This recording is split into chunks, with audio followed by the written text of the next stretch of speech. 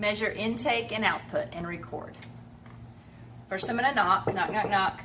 Hello, Mr. Jones. My name is Lisa. I'm going to be your CNA today, and I came to measure your intake, everything that you've drank this shift so far, and your output, so everything that you voided.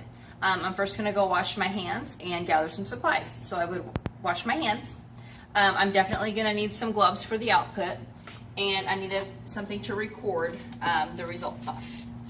So I'm going to start over here, and I've provided privacy. I'm going to start over here with intake. Okay, I'm going to make sure that my containers are here. My measuring containers are on a level surface, and I do want to get down here at eye level to read them so that I am accurate. This first container, I'm going to record that as 160 milliliters. Okay, I'm going to write that down on a piece of paper. The second container, I'm going to record as 80 milliliters. I'm going to write that down on my paper as well, and this is all under the intake column. The third container is 60 milliliters, and I'm going to record that on my piece of paper. Now I know a lot of these measurements, you could probably add them in your head, but go ahead and write them down so that you don't make a math error, a simple math error. So I'm going to write them down, and I'm going to add them up. So I have a total of 300 milliliters of intake, so this is what the patient has drank. Okay, now I'm going to measure his output here. We have some containers here, and this is just to make sure that you know how to read the containers and how to add the output together properly.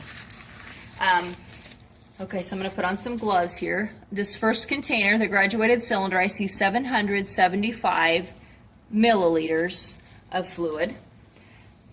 Next I have a urinal here, and since the urinal fluid can collect in the handle, we're going to go ahead and pour this into an empty graduated cylinder for accuracy.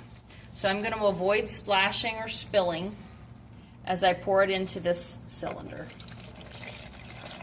And I am wearing my gloves because this is bodily fluids here, okay? All right. I see 400 milliliters in this second graduated cylinder.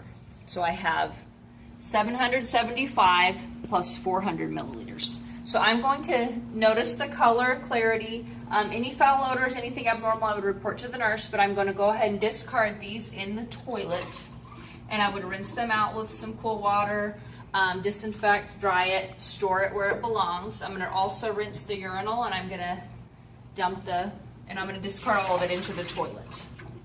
Okay, and store those properly. Then I would take off my gloves. I'm going to wash my hands thoroughly, and then I'm going to record my output. So for the output, I had 775 milliliters plus 400 milliliters for a total of 1,175 milliliters.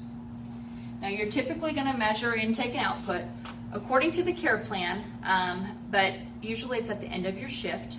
Now if this was what I recorded at the end of the shift, intake of 300 milliliters and output of 1,175 milliliters, that intake is very low, and we typically want our intake to equal our output. So if there was a big difference like that, I would definitely report it to the nurse right away.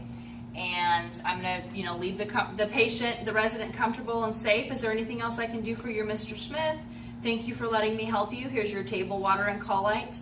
And I would open the privacy curtain back up, and I've washed my hands a final time, and I'm going to go record in his chart and report to the nurse that I have such a big difference on what he has drank today and what he has voided.